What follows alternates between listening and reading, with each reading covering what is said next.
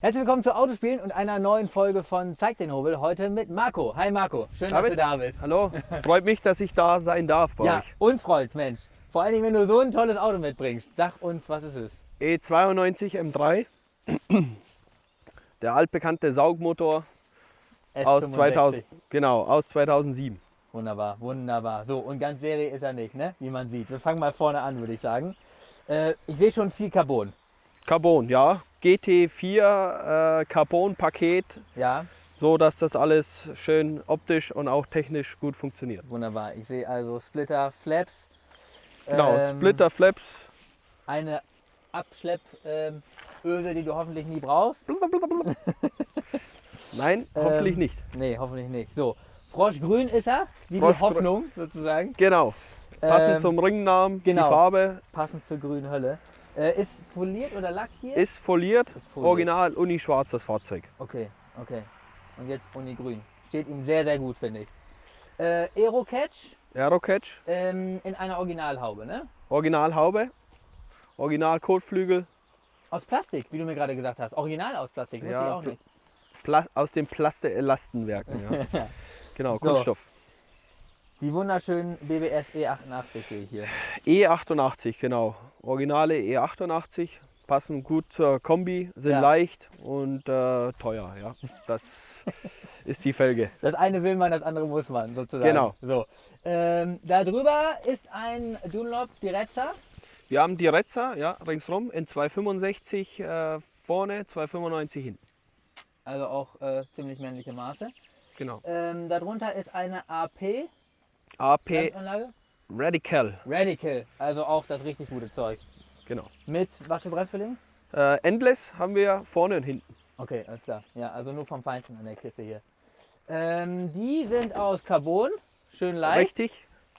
Leichtbau. Leichtbau. Überall, aber überall Leichtbau in dem Auto, denn das sind Makrolonscheiben. Makrolon ringsrum bis auf die Frontscheibe. Mit Pommesfenster. Genau. Braucht man die auf die Fliegenklatsche für die Karte. Genau, da kommt die Fliegenklatsche raus. Genau, also Makrolon hinten auch, nur vorne nicht. Vorne nicht, nein. Alles klar. Carbondach Original, Original, Bremse hinten. Bremse hinten, Originalscheibe, Originalsattel, nur eben auch ein Endless, ein MA45B. Ah, okay, cool. Genau. Und funktioniert mit Originalsätteln, Scheibe Funktioniert, hinten, wunderbar. funktioniert sehr gut. Bin zufrieden. Oder zu langsam. Ja. Eins von beidem. So, Flügel. Flügel auch, GT4, GTS, weiß ich jetzt nicht genau, was da angebrachter ist. Auf jeden Fall Carbon. Er ist aus Carbon und er ist schön flach oder schön steil gestellt, sodass wir ein bisschen Druck auf der Hinterachse haben. Und er sieht gut aus. Merkst du einen Unterschied?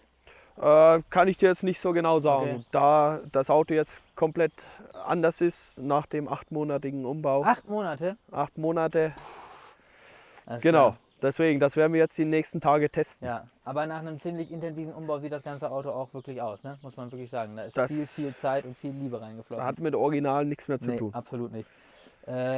Zum Glück. Abgasanlage. Abgasanlage, Lightweight Endschalldämpfer, Mhm.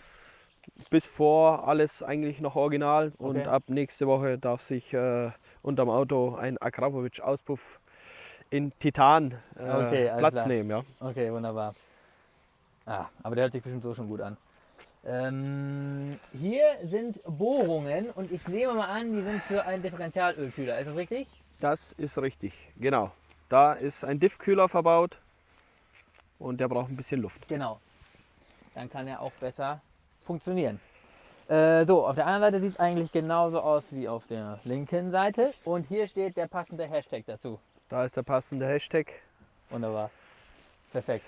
So, dann mach uns doch noch mal einmal oben sage ich schon, vorne den Deckel auf. Oder ich mache das mal. Ich drücke links und ich drücke rechts. Und dann muss ich aber noch mal hier drunter greifen. Ne? Achso, der Genau. wollte noch nicht so ganz. So. Ah.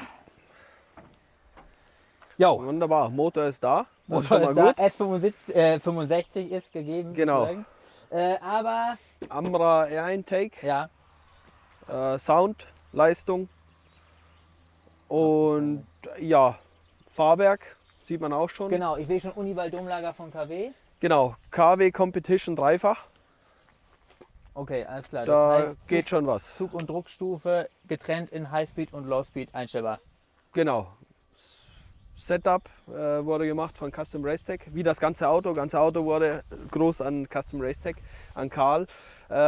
Die haben sich angenommen dem Auto und haben das jetzt eben über die Monate, über die Winterpause umgebaut. Und jetzt steht er eben so da. Und Viele der kleine ist technische wunderschön, Sachen, die verändert wurden noch. Und ja, genau.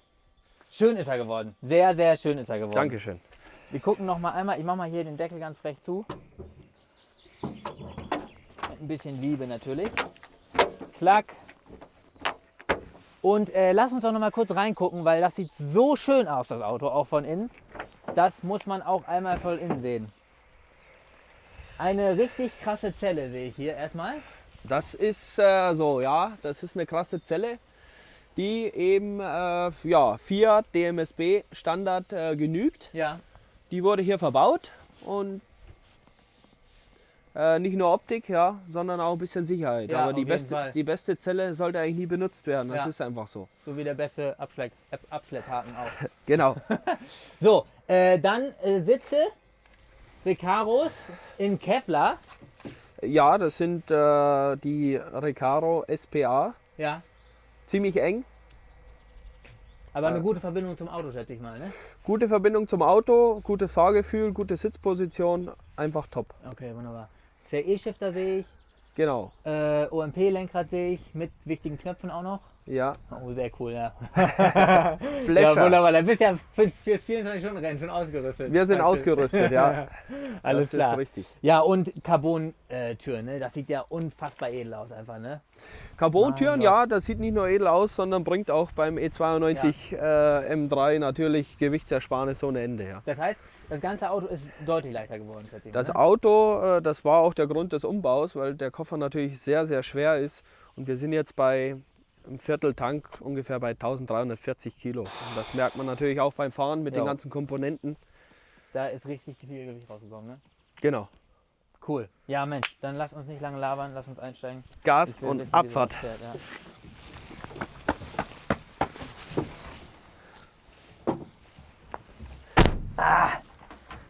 So, Marco, wir sind angekommen in deinem super schicken E92 M3 und wir haben wie von Geisterhand die Oberteile gewechselt. Ja, genau.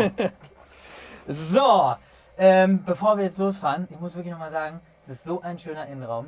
Es ist so ein richtig schöner Innenraum. Mit alles Alcantara hier, das Logo von Custom Racetech eingestickt. Auch hier mit so kleinen Details einfach, ne? Mit der Hupe hier und dem Flasher am Lenkrad. Ja, weniger ist mehr, würde ich sagen. Ja. Ja genau, es ist nicht viel, aber das was da ist, ist halt super edel und aufgeräumt und keine Kabel fliegen rum und so, ne? Carbon. Ah, wunderbar, wunderbar, wunderbar. Was ist das für ein Display? Das ist ein Display von AK Motion, Mhm. das mir eigentlich alle Werte, die ich brauche, zeigt. Ansaugluft-Temperatur, Wassertemperatur, Öltemperatur, wichtigste mit. Und Gaspedalstellung, kannst Zeitmessung machen, 0-100 und alles so kleine Sachen, die keiner braucht, aber passt optimal, passt optimal rein, ja. Cool. Ich gucke nochmal immer, dass mein Mikrofon auch richtig sitzt. Wunderbar. Mikrofon ist auch schon das Stichwort, denn wir schmeißen diesen Höllenbock jetzt mal an. Kupplung.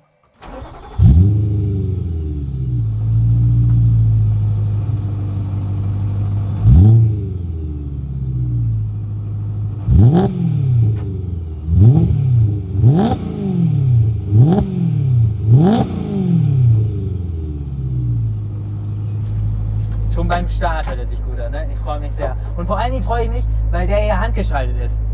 Das ist genau. Das ist der erste Gegensatz- E92 M3, den ich handgeschaltet fahre. Der von Marvin, das war ja auch ein Ringtool, der war ja DKG. Genau, der ist DKG. Jetzt hast du den direkten Vergleich. Ja. Und man hört es schon rasseln, ein Massenschwungrad neben dran. Ein Massenschwung, eine Sachs-Sportkupplung verbaut. Okay. Ja, so dass das eben alles auch sich ein bisschen hardcore anhört. Ja, und gut funktioniert. Gut Nehme ich mal funktioniert, an. ja. Das ist auch ganz wichtig. Ah, schön. Bin sehr gespannt. Und heute habe ich auch die richtigen Schuhe an. Die Ich das mit dem Zwischengas auch. Ja, okay, Hoffentlich. super. Eigentlich brauchst du bei den Pedalen Skaterschuhe, weil da ist Grip-Tape drauf. Ah gut, ja stimmt, stimmt. Ja, für die bessere Haftung. Und ich habe mir gerade sogar extra noch die Schuhe abgewischt. Weil hier ja auch Carbon drin ist an den Fuß. Genau, wir haben Fußraum, ne? diese Fußbretter, würde ich jetzt mal sagen, die sind aus Carbon, ja. Weil sonst Super haben wir gut einen aus. unebenen Boden. Und Ja, das kann wirklich schon nerven, ne? Also gerade auf der Rennstrecke, wenn es da ja, genau. schnell gehen muss, ne? Dann ist es besser, wenn der Boden wirklich eben ist. Ja, und ordentlich Akustik hast du. Wir haben ein bisschen Akustik hier drin. Das hat nichts mehr mit Bang & Olufsen zu tun. Aber hört sich mindestens genauso gut an. Ja, genau. Boah, Mann, ist das eine Klangkulisse. Wir fahren 50 und der hört sich schon richtig brachial an, ey. Und die Sitze sind richtig eng geschnitten, ne?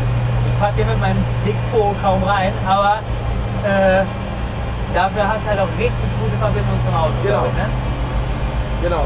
Das ist eigentlich ganz wichtig. Sitzposition, guter Sitz. Ja, das ist schon die halbe Miete, ne? Also wenn man das Auto nicht fühlt und nicht fühlt, was das Auto macht, dann hast du schon fast verloren, würde ich mal sagen.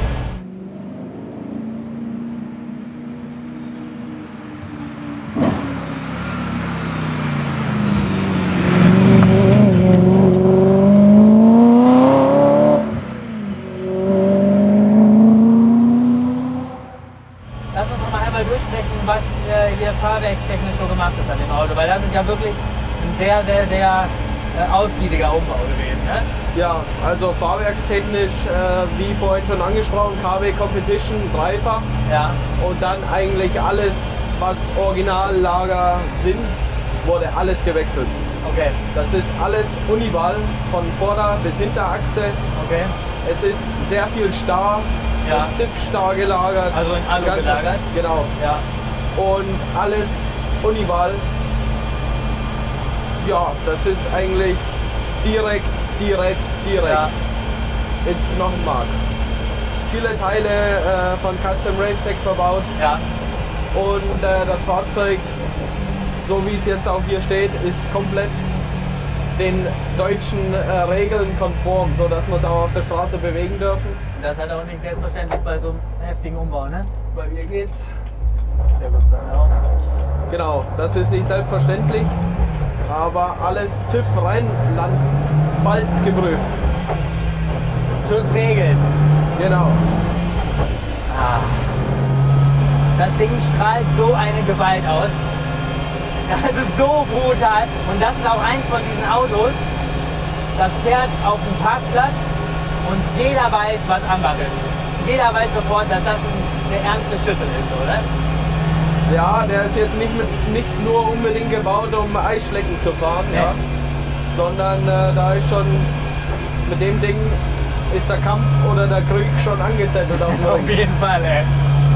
Krieg ist das Stichwort. So, Krieg ist auch ein bisschen unter der Haube. S65, S65 B40, genau. Hochzahl. Hochdrehzahlfahrer. Ja, genau. Da kann einem schon mal das Wort im Munde stecken bleiben. Genau, das ist eben noch alte Schule. Ja.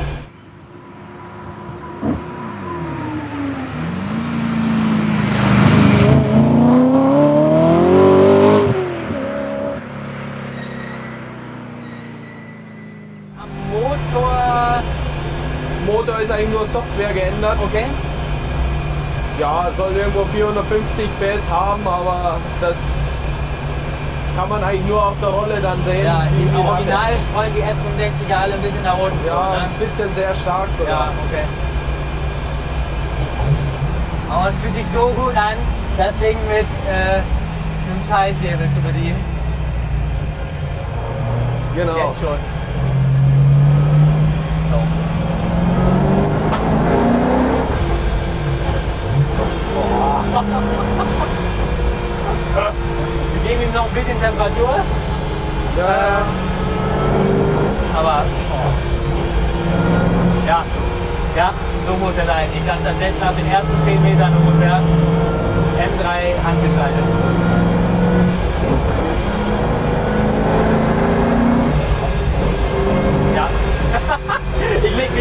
schon fest.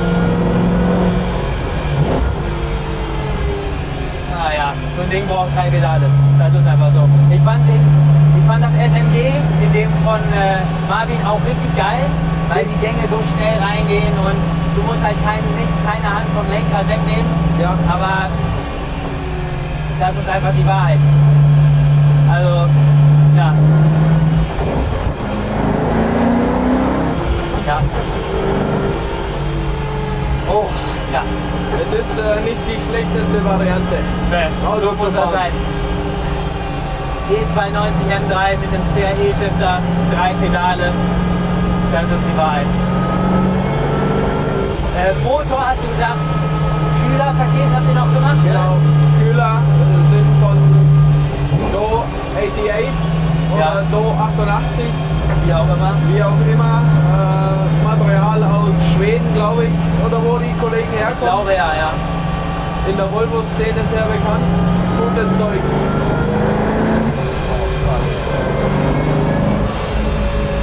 Ein bisschen laut hier drin, ja. Genau, richtig. Okay, genau. Großer Wasserkühler, Ölkühler auch anders? Ölkühler, Servokühler. Okay, genau. Oh Mann, ey, ja. Oh, ich muss mich zusammenreißen, dass ich hier nicht nur schwärme, also und auch ein bisschen rede.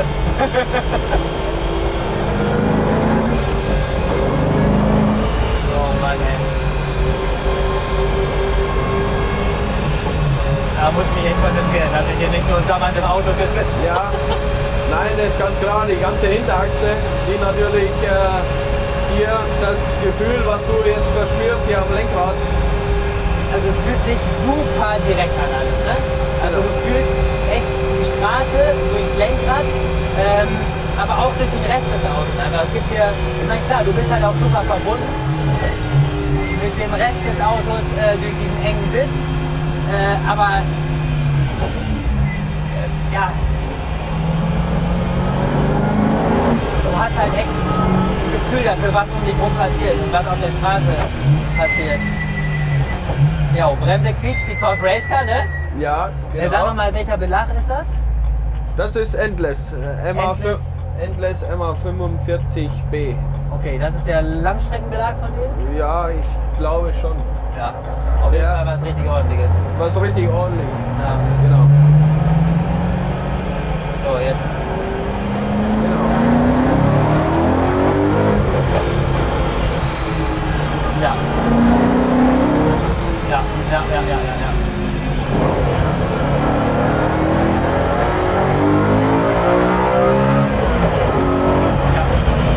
Ja. Ja, so muss Autofahren sein.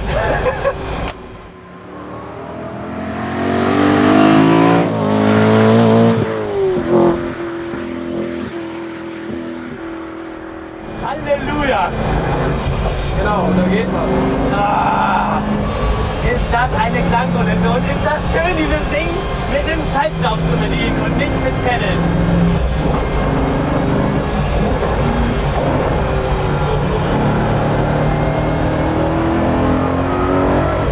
Boah, der hängt so brutal am Gas, ne? Einzelrossigklappe und der Sound, ey. Mein Gott. Genau. Einzeldrossel. Die macht das Leben einfach schöner. Die macht das Leben so viel schöner. Und das Ansprechverhalten.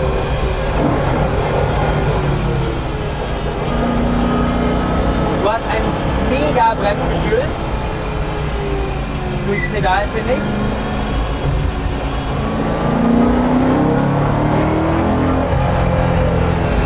Du kannst es auch mit dem linken Fuß total gut modulieren.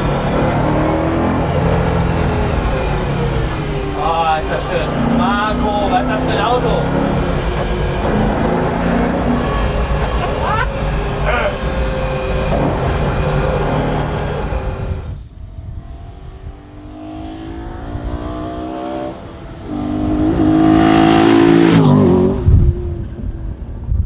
Aber wir nehmen nochmal die vorbei.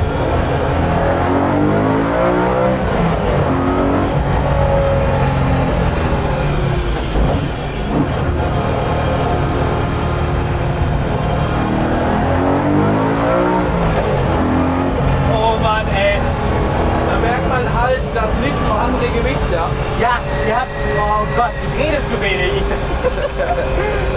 Das ist wirklich, ihr habt richtig viel Gewicht aus dem Auto rausgeholt, ne?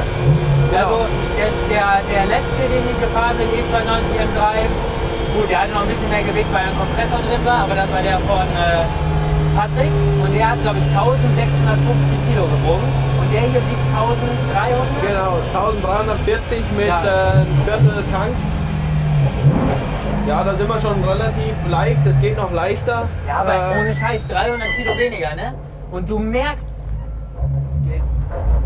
den Unterschied so krass, wie anders, also wie viel leichtfüßiger sich das Auto selbst bei so einem sehr humanen Tempo anfühlt, ne? Wie viel leichtfüßiger fühlt sich dieses Auto an. Aber das kommt natürlich auch nicht nur durch Gewicht, sondern weil du einfach auch noch mal eine bessere Verbindung zum Auto hast, ne? Durch den Sitz und das ganze Setup, die ganzen verbauten Teile, genau. die sind natürlich von den Spezialisten, muss man einfach sagen, verbaut worden. Ja. Und nicht nur verbaut, sondern es macht ja nachher das Setup.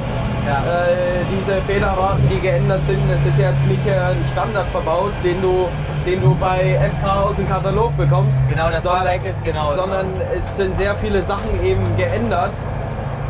Und da haben die Jungs von Custom Racetech schon richtige Erfahrung und auch gute Arbeit gemacht. Ja, das fühlt man aber auch. Also das fühlt man selbst bei so einem Tempo schon durch.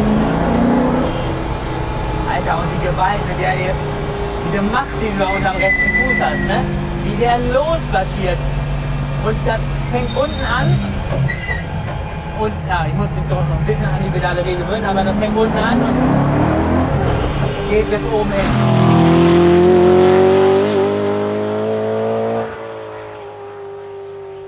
Deine Sinne werden überfallen von diesem Auto, ne?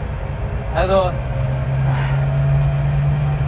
ja, du fühlst dich unheimlich verbunden mit dem ganzen Ding und die Kulisse ist einfach so einnehmend.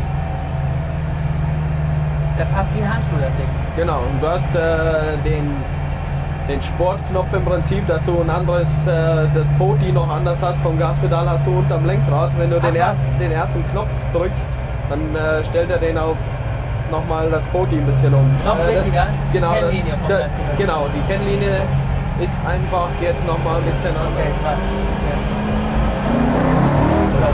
Okay. Ja, merkt man, ja.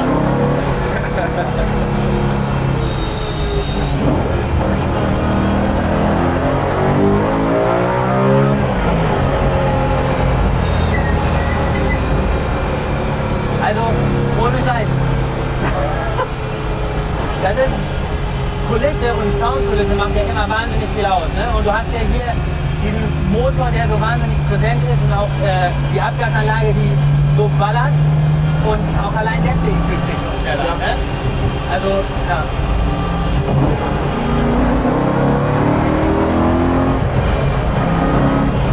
Alter, aber wie schön ist das selber Zwischengas zu geben. Wie viel gibt dir das zurück? Und das muss man auch selber gemacht haben, um zu verstehen, wie viel Spaß das macht. Was für eine Verbindung, die das zum Auto gibt. Oh Mann, ey. Ja, die Kraft bekommen wir auch ganz gut auf die Hinterachse, weil die Differential, die Lamellensperre von Drechsler, die macht ihre Arbeit mit ungefähr 50% Sperrwirkung. Da ist auch schon ein heftiger Sperrwert eigentlich, ne? Genau, und dann eben die Retzers, wenn die ein bisschen Temperatur haben, dann haben wir natürlich schon auch ein bisschen Grip, obwohl wir einen Hecktriebler haben, der ja auch noch ziemlich leicht ist.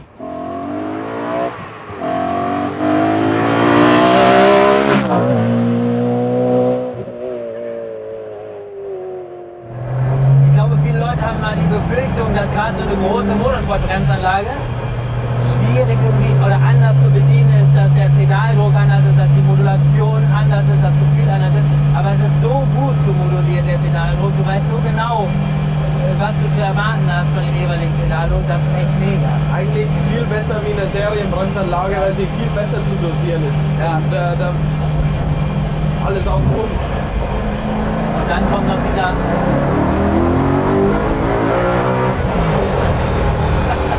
Ey, ohne Scheiß. Ey, das ist fotografieren. So fühlt sich das an. Also ich weiß nicht, wie sich das tatsächlich anfühlt, aber ich könnte mir vorstellen, so fühlt sich das an.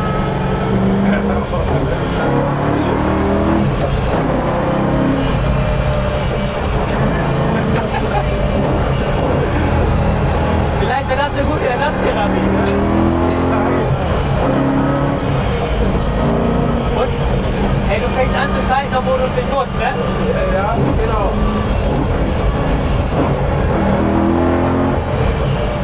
Oh Mann, ey. Oh Mann, ey. Ja. Ja.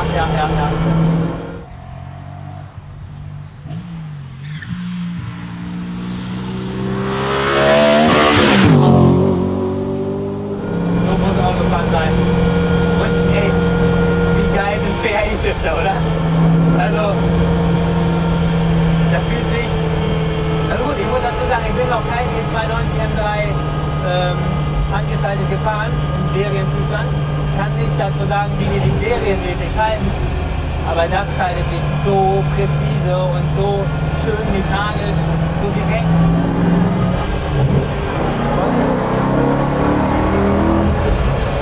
Und das Auto liegt so satt, ne? Genau, ja, das ist wie auf Gleisen. Also kann sie aussuchen. Entweder Deutsche Bahn fahren oder E92 M3 von Custom Racing. Ich nehme den hier lieber.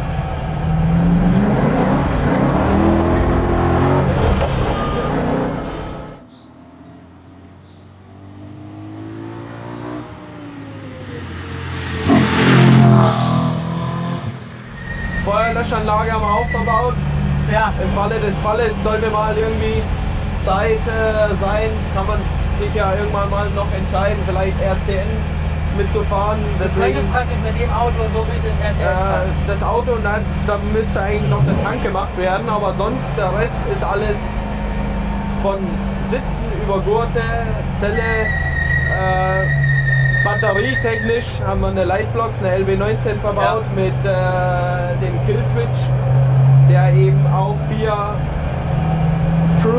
ist und da ist schon sehr, sehr viel gemacht. Kleinigkeiten noch, da können wir da schon eigentlich mitfahren. Mega. Also wir fahren ja halt echt nicht schnell hier so, ne? Aber also deswegen sind die Aussagen, die man über so ein Fahrrad treffen kann, natürlich immer begrenzt und so, ne? Aber ich finde, es fühlt sich so satt an, das Ding, und es fühlt sich so an, als wenn, ja, es lädt einfach ein dazu. Es lädt einfach wirklich ein dazu, das Auto auch hart ranzunehmen. Ja. Weil es dir unheimlich viel Vertrauen vermittelt und so. Ne? Es ist überhaupt nicht holprig, es schluckt die Bodenebenheiten so weg. Und wie gesagt, viele Leute denken auch, glaube ich, dass so ein Fahrrad unheimlich hart wird, wenn es ein Rennfahrwerk ist, aber es ist halt einfach nicht der Fall. Ne? Genau. Mit einem richtigen Setup fährt das echt schön sahnig so, ne? Weil es halt die Unebenheiten ja auch wegschlucken soll und das Auto halt nicht einfach holpern. Ja, wir wollen ja nicht springen, wir wollen ja immer die 4 kleinen Auflageflächen wollen wir immer auf der Straße haben. Ja, so. Aber jetzt bin ich noch einmal ruppelig angefahren, aber sonst ging es doch eigentlich echt gut. Oh Mann, ist das ein wunderschönes Auto, ey. E92 M3. Brutales Ding, völlig brutales Ding. Schönes Lenkgefühl. Original Lenkgetriebe oder? Ja. Ja. Eben nur geändert von der Lenkung her. Servopumpe, andere Pullis, dass das eben alles schön immer im Temperaturbereich bleibt, was sein soll. Ja, ich finde die Bedienkraft richtig schön. Also es ist richtig, richtig schön. Ja, und die Soundkulisse ist einfach brutal. Also es ist ein Wahnsinnsauto. Auch von innen, von außen ist es so schön geworden. Und es ist auch richtig edel, ne? Mit Alcantara und so. Also es ist halt nicht ja, genau. Also super puristisch, aber edel, finde ich. Ne? Wichtig ist ja bei uns, wir sind ja alle Amateure und wollen Spaß haben. Es hat ja auch noch was ein bisschen mit der Optik zu tun. Ja. Weil wir fahren um die goldene Ananas, wenn überhaupt. Wenn überhaupt, im besten Fall. Und dann ist die Optik natürlich auch irgendwo noch, das soll schon so aussehen, dass es Sinn macht. Marco, das ist ein absolutes Kriegsgerät. Mich freut es. Allerersten Güteklasse. Wenn du Spaß hattest. Ja, also die Runde geht so schnell vorbei. Das fühlt sich an, als wenn ich 2 Minuten Auto fahre, aber Vielen Dank, dass du mir dieses Megateil anvertraut hast. Wir sind so dankbar, dass ihr uns echt einfach überhaupt die Möglichkeit gibt, dass wir diese Autos irgendwie vorstellen können und fahren können, weil ohne das wäre es nicht möglich. Und ja, alles ist gut mit der Welt, Genau. wenn es solche Autos gibt. Du gehst heute noch auf eine Nordschleife, ne? Wir wollen schauen, ob wir noch vielleicht einen halben Trackday mitfahren können. Ja. Aber die ganze Woche ist eigentlich verplant. Dienstag Trackday, dann Mittwoch Touris und Donnerstag, Freitag sind wir auch noch mit einer kleinen Mannschaft unterwegs.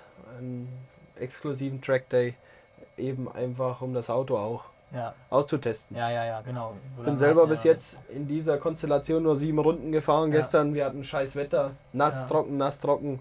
Da kann man schon ein Fazit ziehen, aber noch nicht das ganz Große. Nee, ja. Genau. Alles klar, dann wünsche ich dir ganz, ganz viel Spaß bei den ersten Runden in diesem Killer-Ding. Lass ihn so schön heile, wie er ist. Genau. Und ja, viel Spaß und danke. Viel mehr kann ich nicht sagen. Ich sage auch danke. Falls es euch ein bisschen Spaß gemacht hat, vielleicht ja, so viel Spaß wie ich werdet ihr nicht gehabt haben. Aber vielleicht hattet ihr auch ein bisschen Spaß. Und ihr euch vorstellen könnt, sowas auch mit uns zu drehen und euer Auto auch mit uns vorzustellen, dann schreibt uns einfach per Instagram oder per Facebook und dann drehen wir sowas mit ein bisschen Glück auch mit euch. Und ihr könnt uns jetzt bei Steady unterstützen, wenn ihr wollt. Geht doch einfach mal drauf, wir können den Link irgendwo hier reinbasteln oder in die Beschreibung. Und wenn nicht, ist auch alles kein Problem. Alles ist gut. Für mich heute sowieso mehr denn je, nachdem ich dieses Ding fahren durfte. Marco, viel Spaß. Dankeschön. Mach's gut. Ciao. Danke. Das ist brutal, oder? Ey, das am Beifahrersitz, das ist Wahnsinn, wie das Ding vorwärts marschiert. Das ist mir gar nicht so am Ring gestern so aufgefallen, dass das Ding so massiv brachial vorwärts geht. So normal, ey.